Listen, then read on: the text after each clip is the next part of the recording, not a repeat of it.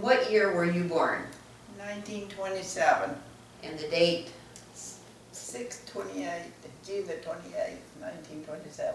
And what was your given name by your parents? Rachel Quinn. No middle name. No middle names. I didn't understand why they didn't give me a middle name. Did your sisters have a middle name? Yes, they had very nice names. And what are your sisters' names? My older sister was Polly, who is now expired. And then my younger sister is Jean, and she's 2 years younger than I am. 86. What was your first, most vivid memory? Most vivid memory. Well, I was the middle child, so I explored a lot of things. Learned to climb trees early. Fell in a well one time. Where was this? In the little town where I lived in South Carolina. Which was Smyrna. Smyrna, South Carolina. Yeah. Anyway, my father had a little store, and it was a real treat to get a nickel and buy a nickel's worth of whatever you wanted, which was usually candy. So, in your... What do I remember in the beginning? I don't remember. I can't specifically say what I remember. But each of us, as children, we were born at home. The doctor came, Dr. Miller, came to see that, you know, we were born correctly. And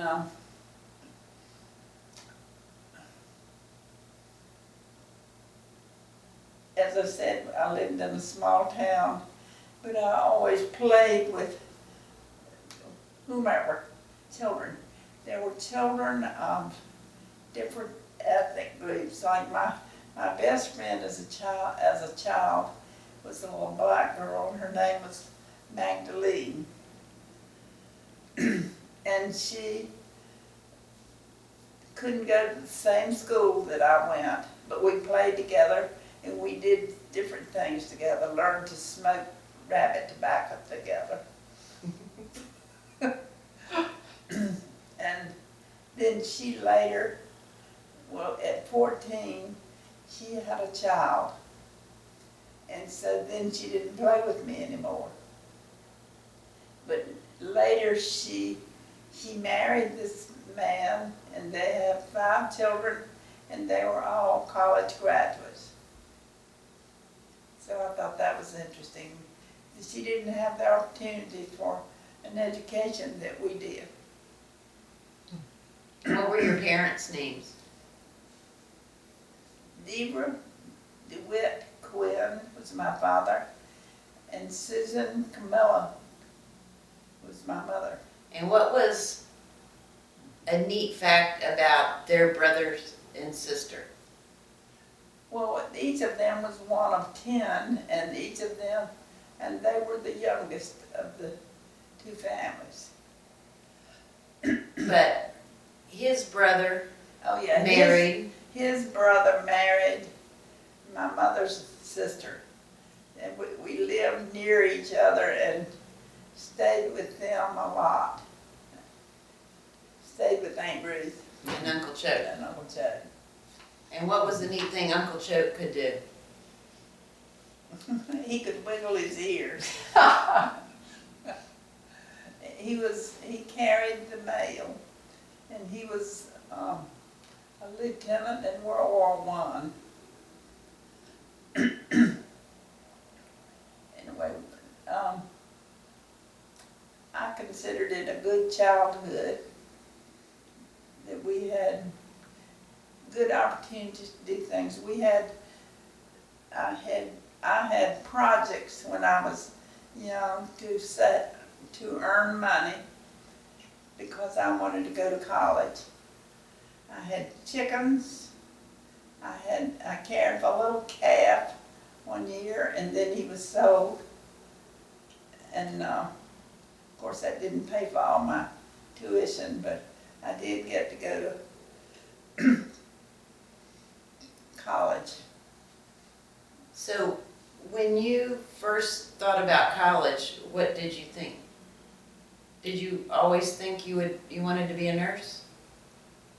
I found I wanted to be a nurse when our family doctor son was in the first graduating class, medical school class at Duke, his son. And so when Dr. Miller would come to Smyrna to see patients, I asked if I could go with them. Yes. So I went with them to see patients. And so that's where I wanted to go to school. What was the name of your high school? Hickory Grove. She just found a pencil from Hickory Grove, from Reunion. And then your first 2 years of college, where did you go? I went to school at Erskine College for a year and a summer school because I knew I wanted to go to nursing school, but I didn't have the high school credits, so that's how I got what I needed. And then I went to nursing school at Duke. And at that time, it was during the war, and it was a very compressed curriculum. We worked on the floors as nurses, and then we had to take classes. So after a year and a summer, how long did it take you to get your nursing? 3 years. 3 more years. And that was in Durham, North Carolina. And how much was your tuition at Duke at that time? It was, Didn't we find a receipt? It was like $65 Yes. per semester? yes. But we were also working, as I said, as nurses. And there were German prisoners of war who were aides on the floors. Do you remember your grandparents? What? Do you remember your grandparents? Yes. I remember one grandparent on my father's side, and his name was Felix Quinn. And we have the chest that they started housekeeping with. So we call that chest Felix. And then my other 2 grandparents were my mother's side. Their last name was Whitesides. Robert Newton Whitesides. And how old was your mom when she died? She was 56. And then how long after that before your dad remarried? I don't remember exactly, but I think it was 3 or 4 years. This person that we came to really like a lot, it was my stepmother, And her name is? Margaret. And your mom's name was Susan Susan Camilla. Camilla. What did your dad do as a living, And what did he do? for a living? He worked, he was a postmaster in this little Smyrna, and he also worked in this store. It was, an everything type store. And he was a hard worker, but he never had a college education because, as I said, he was the youngest of 10.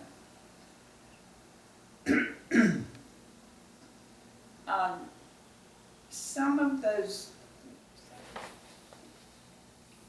you asked about the Depression. Yes, that started in 1929, and everybody was affected to the degree that we lived, we had enough to eat, we had clothing. We didn't know we were poor. But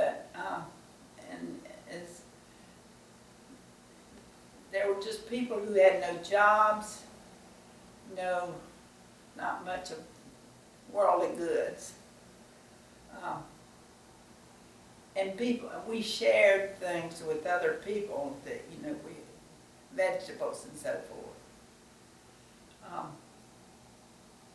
And I remember, Roosevelt, we thought he was the most wonderful thing that came to help the WPA, the NRA, all these organizations that help people get a job and have some money to buy things. I remember it very well. But we didn't know we were poor. What type things did y'all do on vacations? On vacation, we went to the mountains in the summer, and there was a little cottage we stayed in. It's a place called Little Switzerland. It's not far from Asheville. And we would go to the beach and stay. As I said, we were poor, but we did these things. We went to the Myrtle Beach and each summer, and probably stayed 1 or 2 nights. And I remember getting all these different kinds of shells. And my dad lost half of his false teeth out there in a big wave one day. You never found it, huh? You never found them? Never did.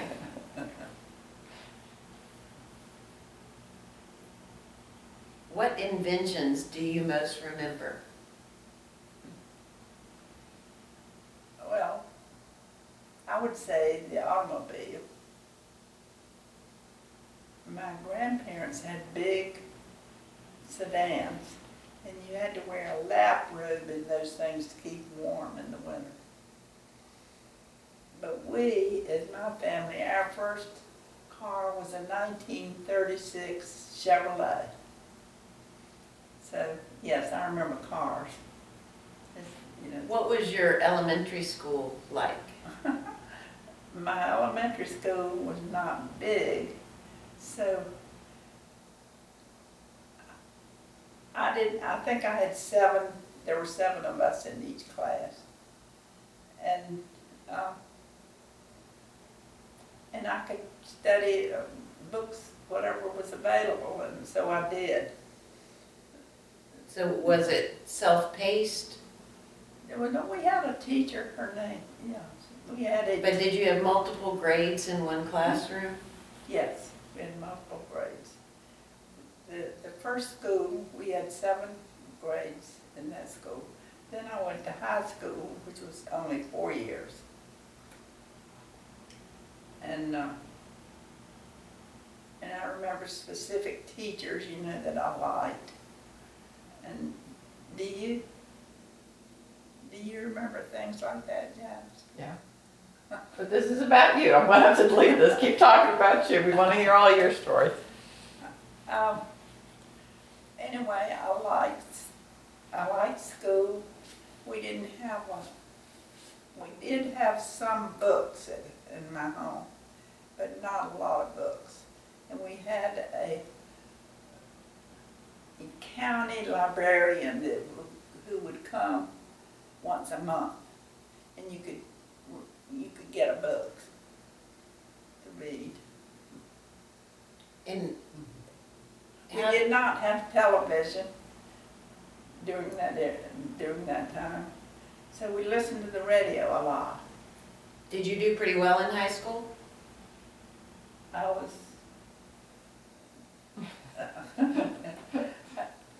well, it was not a big high school, but I did grade number 1. But I competed with this fella he and I were competing for that position all the time. He went on to be an Air Force pilot, and now he's dead. But y'all had a thing at one point, didn't you? Yeah, sort of. Anyway, yeah.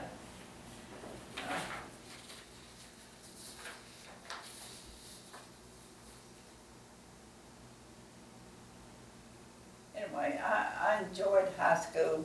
I would either ride the bus, it was about, let me see, approximately 5 or 6 miles from my home. So I would ride the bus or get a ride with the mail carrier. Did you ever get in trouble? Quite a few times. And what did you have to do when you got in trouble? Well, that was the era when you'd have to, when I was little, you'd get punished with a little hickory stick. And I would have to go get my own little hickory. And if it wasn't strong enough, Daddy would say, oh, I had to wait until he came home from work to be punished. That was very hard. What did you do? What was the most mischievous thing you did?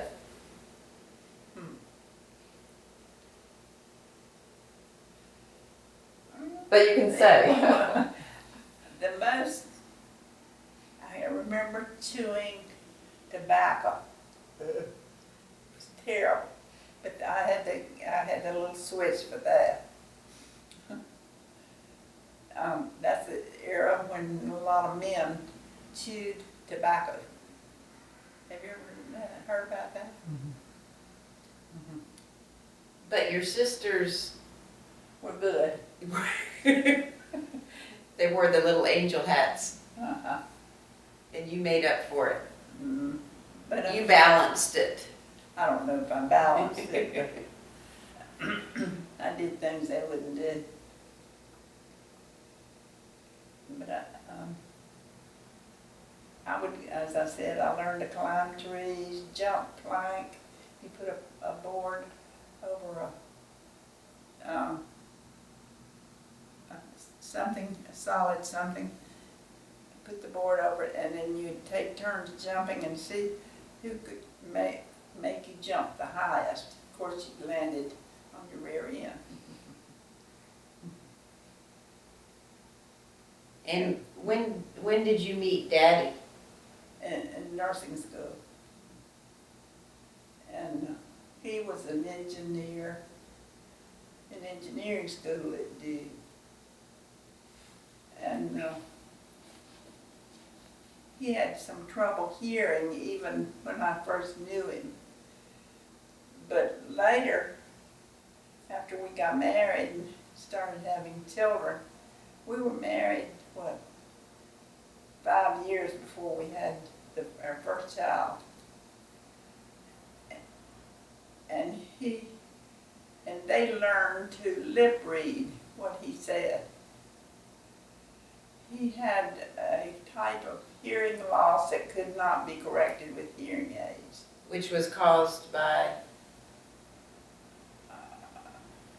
didn't Grandma have measles or mumps? Yes, she had mumps when she was pregnant. So, and he was an only child, and Of the doctor and pharmacist in his town. yeah, in Georgia. So he was completely deaf then? He was, No, he was not completely deaf. He was never completely deaf. He could partially read lips. And when he went for an interview at NASA, I wrote up his resume for him for different companies. But when he went for his interview at NASA, the director who interviewed him did not know he could not hear well. So he got the job, and he really enjoyed working at NASA. And they were in a good engineering group. So when Daddy graduated from high school, he wanted, No, when he was an only child, so he went to a military school for 2 years. And then he went to Georgia Tech. And when he was at Georgia Tech, according to his mother, one professor wouldn't speak directly to the class talk to the board, and so he couldn't understand what was being said.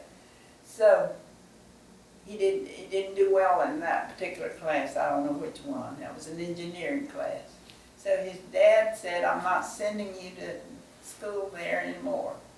And so they applied for him to go to Duke and sent him from Atlanta to Durham on the train by himself with a trunk.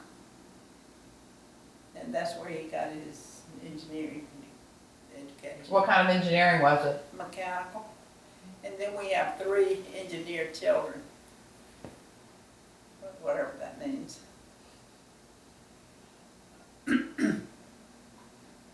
But he loved his children.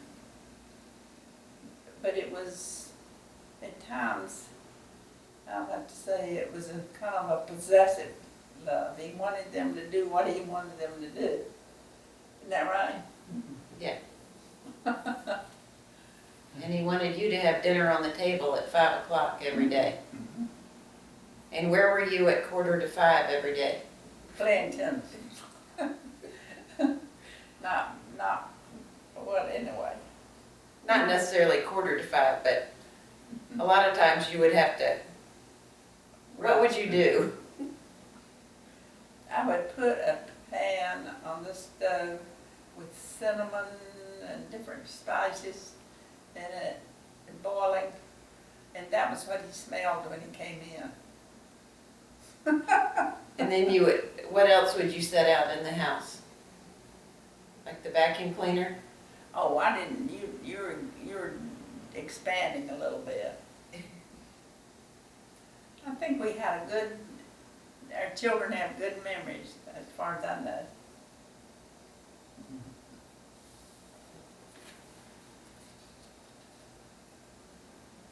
What was your wedding like? Where did you get married?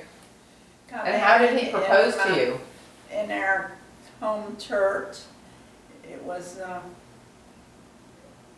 was called an Associate Reformed Presbyterian. It was a more conservative wing of the Presbyterian church. And I remember my first Bible, and when, you know, it was an area that was what most people went to some church. How did he propose to you? He said, "You want to marry me?" Where were you when he said that? In his old car, Buick. When you were at Duke? Yeah, when I was in nursing school.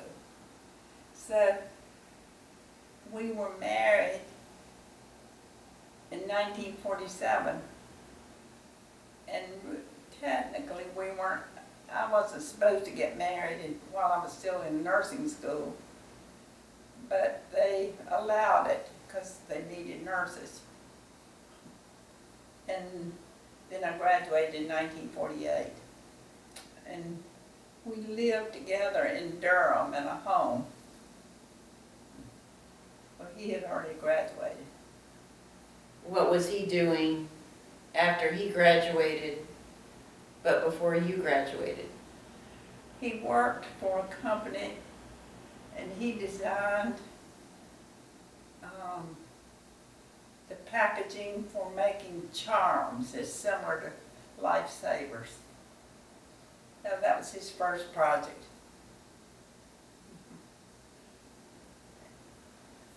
So, anyway, I think he was a good engineer because he didn't get sidelined with. So when did you move to this area? In we moved to Virginia in 1950. Then we lived in an apartment in Hampton. And then I was working at the VA hospital in Hampton as a nurse. and he was working it now, so we saved our money and we paid for the beginnings of our house, which we lived in Newport News. I lived there for 62 years. At 123 Dogwood Drive. How much did you pay for the house? 18,000 for the house and the lot. We expanded on that house several times because we kept having children. But it was you had moved into the house before you had any children. Yes. We So built how it. long after you bought the lot did it take to have build the house? I think it probably took about 10 or 11 months. I don't know exactly how long. We were just paying as we went along. So you never borrowed any money to build the house? The only thing was his mother and dad gave us $5,000 toward the house. It was home to us for a long time.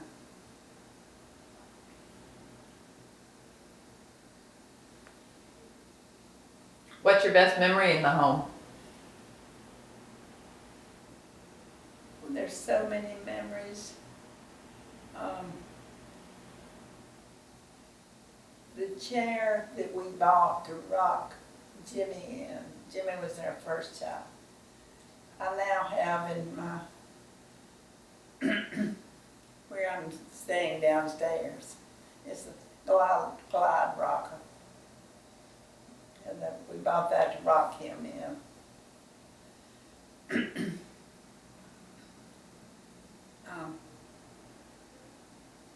We had a very good night, warm neighborhood, and still have friends that live there in that neighborhood in Newport News, Riverside. So it was not easy to leave home. I'm sure. Mm-mm. I'm sure. Did you get to go home very often? From nursing school? No. I went home for Thanksgiving. I had to ride a bus from Durham to York. I went home for Thanksgiving or for the weekend. And then I did not get home for Christmas. Then I got home in the spring for a weekend. As I said, in nursing school then, they were so short of nurses that as we took classes, we also had to work. What made you fall in love with Mr. Wallis?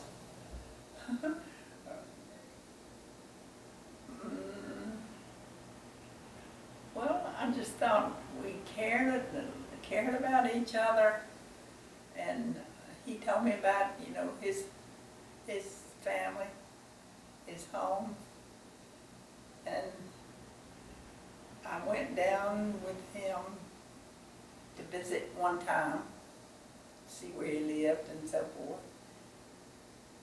And the house that he was born in, his mother was born in. This is about 20 miles south of Atlanta. And that house is now a museum.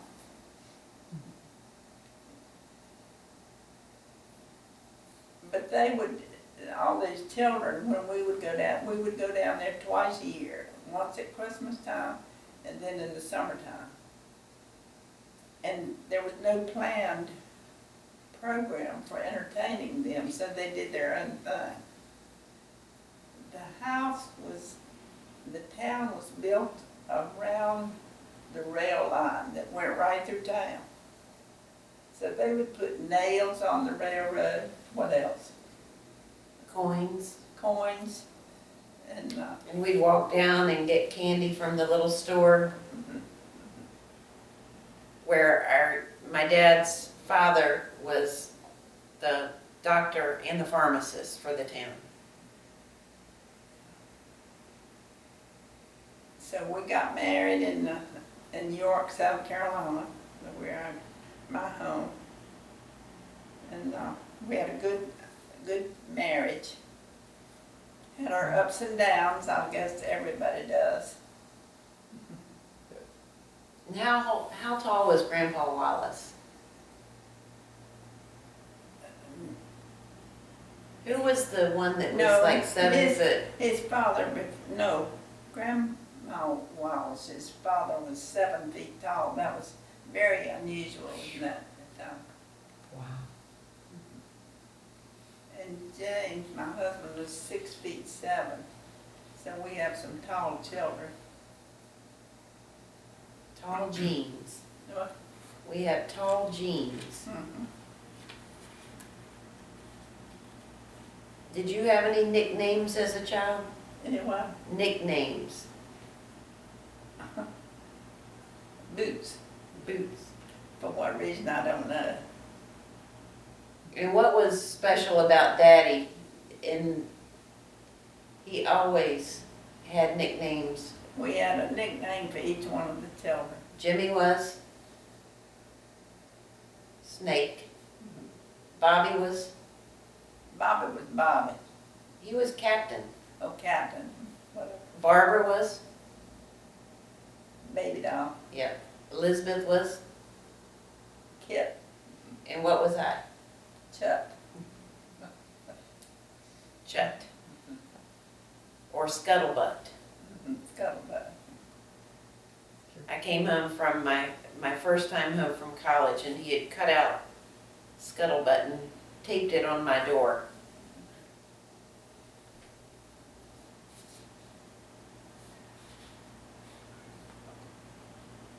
All right, you wanna go take a 2-minute break and Yeah. breathe? And we're gonna